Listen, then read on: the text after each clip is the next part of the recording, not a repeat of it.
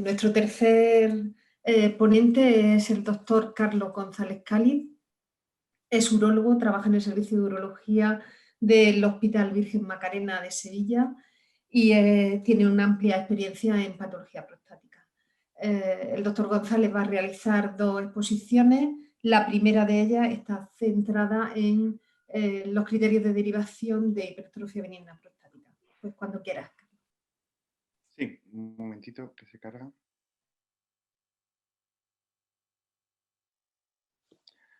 Bueno, buenas tardes a todos. Soy Carlos González Cáliz, adjunto de Urología del Hospital Virgen Macarena, y me sumo a los agradecimientos a la Escuela Andaluza de Salud Pública y a Stelas por esta reunión y por contar con nuestro grupo. Lo que vamos a ver es cómo tenemos que afrontar un paciente que presente clínica en la esfera HBP y cuál de estos pacientes vamos a tener que derivar a urología. Siempre que vayamos a afrontar patología prostática, recomiendo volver a los trabajos clásicos de McNeil, que nos enseña una división anatómica de la glándula prostática y nos dice que hay diferentes zonas y son importantes recordarlas porque en ellas van a surgir unas patologías u otras, y tenerlo claro, eso es importante. En la zona periférica va a sentar el 80% del cáncer de próstata. Es la zona donde los urólogos normalmente nos basamos a la hora de hacer una biopsia prostática ante una sospecha de cáncer de próstata, y es una zona donde va a sentar otra gran patología muy prevalente, la prostatitis aguda o la prostatitis crónica. Otra zona a tener en cuenta en lo que vamos a hablar hoy es la zona de transición, una zona que engloba la uretra prostática, y es donde va a sentar esta hiperplasia benigna de próstata. El crecimiento de esta zona transicional es la que va a dar la clínica de la que vamos a hablar hoy. Por esto estos pacientes suelen tener sintomatología misional, porque la uretra prostática queda englobada por el crecimiento del adenoma. El HBP realmente es un concepto histopatológico. Lo que pasa en la glándula es un crecimiento estromoglandular. Aquí tenemos a la izquierda un corte anatomopatológico de lo que es una glándula prostática normal, y en un HBP vemos que hay una proliferación estromal, como vemos en la periferia, y un crecimiento glandular. Aumenta, por tanto, el tamaño de los lúmenes glandulares.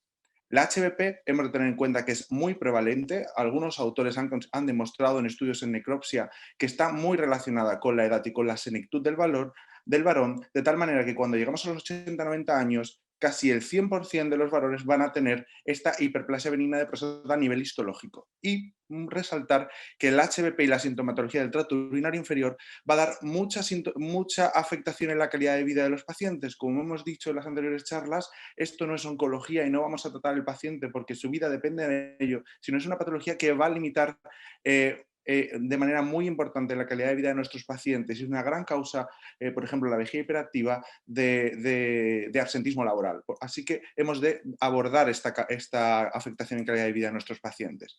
Como hemos dicho, el HBP realmente es una definición histológica. El HBP está muy relacionado a la senectud y casi todos los hombres la van a presentar a lo largo de su vida, pero eso no significa que todos vayan a tener síntomas. Hemos de desterrar el concepto de que próstata grande va a dar síntomas más grandes. No tiene por qué. Vamos a encontrar varones con ecografías SOTAX donde vemos una gran hipertrofia prostática que prácticamente son asintomáticos, y varones con próstatas muy pequeñas que realmente tienen un gran compromiso obstructivo. Por lo tanto, hemos de individualizar la atención y el diagnóstico de estos pacientes. ¿Y cómo hacerlo?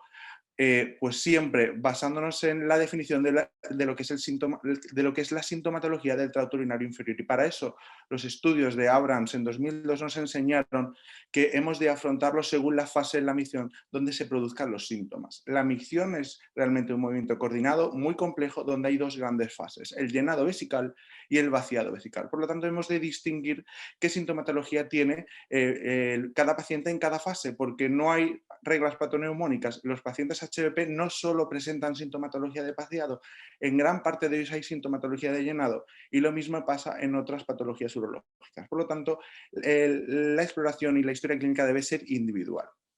Lo que vamos a tratar en esta charla es cómo debemos afrontar un paciente HBP y cuál de ellos deben ser derivados a urología. Y recomiendo con mucha fuerza esta guía de consenso muy bonita, donde trabaja la atención especializada y la atención primaria, para enseñarnos cómo hemos de abordar un paciente desde el diagnóstico, durante el tratamiento, su seguimiento, y enseñarnos quién debe ir a urología. Así que en esta guía nos vamos a basar. ¿Cómo abordar? ¿A quién vamos a derivar? pues nos enseñan que hay pruebas que son obligatorias y que debemos hacer a todo el mundo. Esto es una buena historia clínica, un buen examen físico y no debe faltar nunca el tacto rectal y hemos de hacer siempre un básico de orina. Las pruebas recomendadas son aquellas que tienen una gran evidencia de que son positivas, pero que a veces no van a estar disponibles en todos los centros. Bajo mi criterio, nunca deben faltar tampoco el IPSS, por lo que hemos hablado. Nos va a dar muchísima información en cómo afectan estos síntomas a la calidad de vida de nuestros pacientes. En un paciente en la esfera cáncer de próstata de riesgo no debe faltar tampoco bajo mi criterio un antígeno prostático específico, porque el gran diagnóstico diferencial del HBP va a ser el cáncer de próstata y la prostatitis, y tampoco, porque es asequible a todo el mundo, debe faltar la función renal, porque nos va a dar información de esas HBP evolucionadas, donde ya hay una disfunción de vaciado muy establecida y daño renal secundario. El residuo postmisional y la ecografía son fantásticas, no van a estar disponibles en la gran mayoría de sitios y tampoco son necesarias de entrada. Si las podemos hacer, mucho mejor, pero no son obligatorias. Historia clínica no puede faltar. En cuanto a ello, yo quiero saber los antecedentes familiares de mi paciente. ¿Por qué? Porque el HBP tiene, tiene un gran componente familiar. Lo mismo el cáncer de próstata. Sabemos que enfermos con parientes de primer grado tienen más riesgo de desarrollar cáncer de próstata. Y esto es importante. Hemos de indagar en la enfermedad oncológica en el aspecto de las mutaciones BRCA, esos cáncer de mama, esos cáncer de próstata. Cada vez se hace más, se insiste más en las guías de diagnóstico de cáncer de próstata, de que hemos de empezar a hacer screening en estos pacientes lo más antes posible. Ya se habla de que hemos de empezar a hacer screening a partir de los 40 años. En cuanto a las enfermedades personales que presenta mi paciente, debo saber si el paciente es diabético, porque los pacientes diabéticos mal controlados con neuropatía van a presentar afectación, como veremos en la micción, y aquellas patologías que puedan influir en el manejo de líquidos. La insuficiencia cardíaca, las hepatopatías, las nefropatías. ¿Por qué? Porque por X motivos, alteraciones de la presión oncótica, mis enfermos no van a manejar bien los líquidos y su sintomatología del tracto urinario puede verse agravada. Importantísimo también los enfermos neurológicos. Los síntomas urinarios en este tipo de enfermos son muy presentes y pasan muchas veces muy inadvertido. Cada vez se sabe más que incluso pueden ser hasta precoces al diagnóstico. Por lo tanto, ese tipo de enfermos son muy complejos y deben ser manejados en unidades especiales de urología funcional.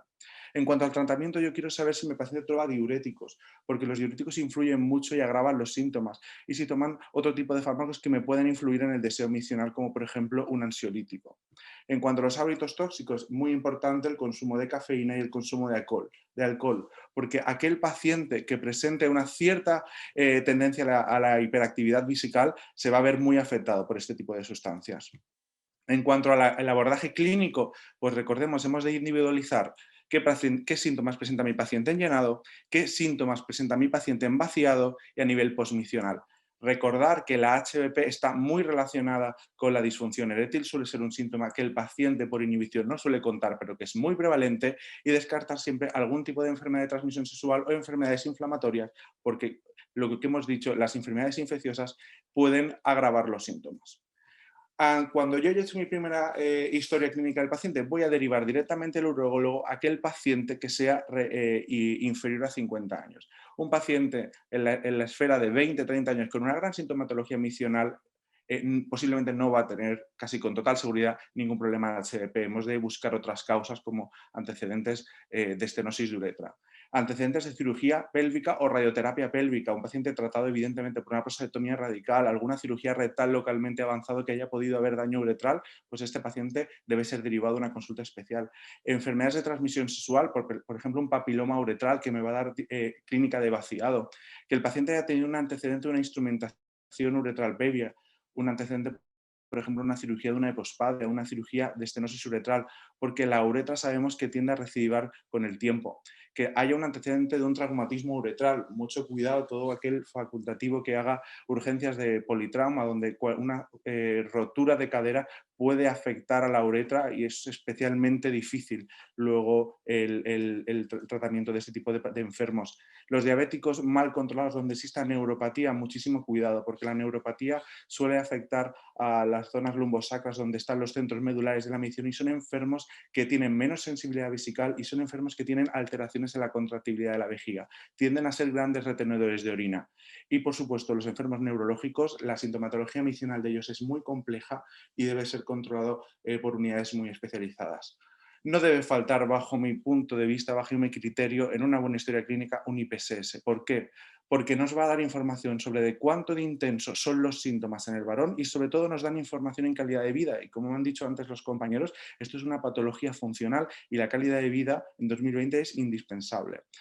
Los vamos a clasificar a nuestros enfermos según su sintomatología sea leve, moderado y grave. Sabemos que cuanto más puntos tiene nuestro enfermo, más posibilidades tiene en un futuro de hacer una retención aguda de orina. También es importante porque, como hemos dicho, esa octava pregunta nos va a dar información en calidad de vida y nos permite determinar qué enfermo al que yo estoy tratando, por ejemplo, desde atención primaria o especializada, realmente mi tratamiento está funcionando o no. Se define que el paciente progresa cuando presenta un empeoramiento de 4 o más puntos. Así que para mi gusto es indispensable. Ante esto, un paciente que estemos tratando y presente progresión clínica o no haya efectividad en su tratamiento, lo vamos a derivar a urología. Si un paciente de entrada tiene un gran impacto en su calidad de vida y no mejora esto con el tratamiento inicial, debe ser derivado a urología. Esta es la gran causa de tratamiento quirúrgico en un paciente HBP.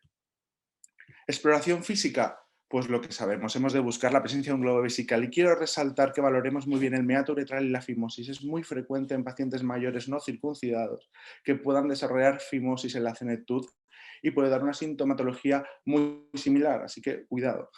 Y la exploración neurológica más importante, el tacto rectal. En él sabemos que es muy poco sensible, un tacto rectal no nos va a descartar un cáncer de próstata. La gran mayoría de cánceres de próstata hoy en día se diagnostican con un tacto rectal normal, pero sí es bastante más específico. Un tacto rectal sospechoso es criterio de biopsia, independientemente del resultado que tengamos en PSA. Así que ante un tacto rectal patológico, me da igual el PSA, he de derivarlo a urología porque ahí hay que hacer una biopsia. ¿Cómo debemos de abordar? No debe faltar en esta historia clínica y en este examen nunca un básico de orina, porque me permite de una manera muy sencilla y muy asequible hacer un gran diagnóstico diferencial, sobre todo con la patología infecciosa, otra gran simuladora de síntomas que vemos con muchísima frecuencia. Así que el básico de orina no debe faltar.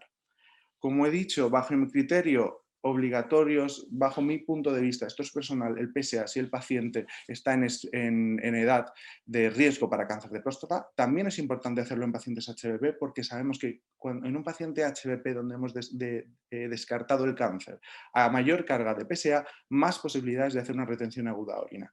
Y lo que hemos dicho, la función renal nos puede dar información de una HBP muy evolucionada ya con disfunción establecida en el vaciado. Si tengo acceso a ecografía y a residuo, pues fantástico, pero de entrada no nos va a hacer falta, salvo que tengamos la sospecha de que puede haber ahí una hematuria o alguna otra causa fuera de lo normal. Aquí hemos resumido cómo hemos de abordar a estos pacientes y a quién vamos a dedicar y a quién no. Así que ante un paciente que venga a nuestra consulta con sintomatología en la esfera trato-urinario inferior, no debe faltar una buena anamnesis, no debe faltar una buena exploración asociada a un tacto rectal y no debe faltar un análisis de orina. Considero personal, lo vuelvo a insistir, que el IPSS no debe faltar tampoco, el PSA y la función renal. Si tengo acceso a ecografía, pues mejor. Si este paciente yo sospecho por esta primera valoración inicial que su sintomatología no está dentro de la esfera HBP, de indagar entre el diagnóstico diferencial, vejiga hiperactiva, posible estenosis de uretra, patología infecciosa, y lo voy a manejar de manera específica. Si bien mi paciente considero que está en la esfera HBP, he de ver si hay posibilidad de tener un cáncer de próstata o complicación asociada por HBP. Si no es así, lo voy a poder manejar de manera directa y podemos hacerlo perfectamente desde primaria. Si sospecho que detrás puede haber un cáncer de próstata, esto lo vamos a hablar más detenidamente en la siguiente diapositiva, un tacto rectal patológico, PSA confirmado alto o por encima de 4, lo voy a derivar a urología porque es indicación de biopsia. Si sospecho que hay una HBP complicada, remarco la gran afectación en calidad de vida, que es la principal indicación quirúrgica, esto nos lo va a decir el IPSS, por lo tanto hay que hacerlo. Si el paciente pudiese presentar alguna litiasis vesical, algún divertículo, una hematuria persistente o retenciones agudas de repetición o grandes residuos, este paciente hay que derivarlo porque esto es indicación de tratamiento intervencionista en HBP. ¿Me animo a tratar al paciente? ¿Cómo lo voy a hacer? Pues es importante estratificar el paciente según el riesgo de progresión clínica, siguiendo este cuestionario validado que hemos hablado, que es el IPSS. En un paciente que tenga una sintomatología leve por debajo de 8 puntos, en este paciente no hace falta hacer un tratamiento farmacológico. Lo más importante van a ser medidas higiénico-dietéticas como las que hemos hablado. Adecuada hidratación, micción programada, intentar evitar excitantes tipo alcohol, tipo cafeína, que pueden agravar mis síntomas y lo vamos a seguir en revisión de manera anual. Aquel paciente que presente un IPSS por encima de 8 o una mayor carga de PSA, recordemos que es un paciente que tiene más riesgo para retención aguda de orina. Si la próstata es de mayor a 30 gramos y un PSA por encima de 1,5 nanogramos mililitro, directamente me voy a ir a un tratamiento combinado entre 5-alfa-reductasa, finasteride o dustateride, más tamsulosina. ¿Cuándo lo voy a valorar? A la primera semana, al primer mes y al sexto mes. Por lo que hemos dicho, los 5 ARI tardan más en hacer efecto y necesitamos al menos 6 meses para hacernos una idea del efecto que estamos consiguiendo.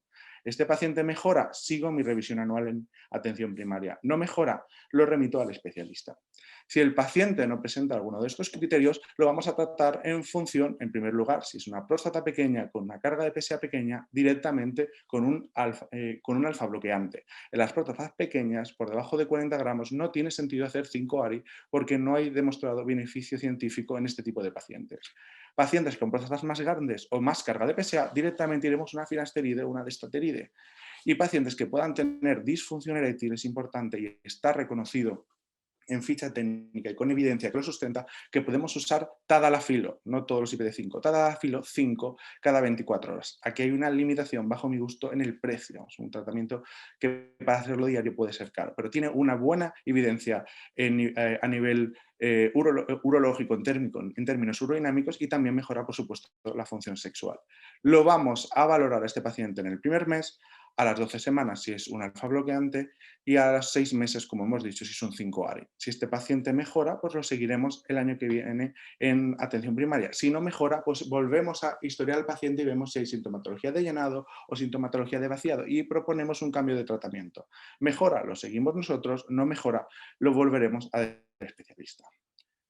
Muchas gracias.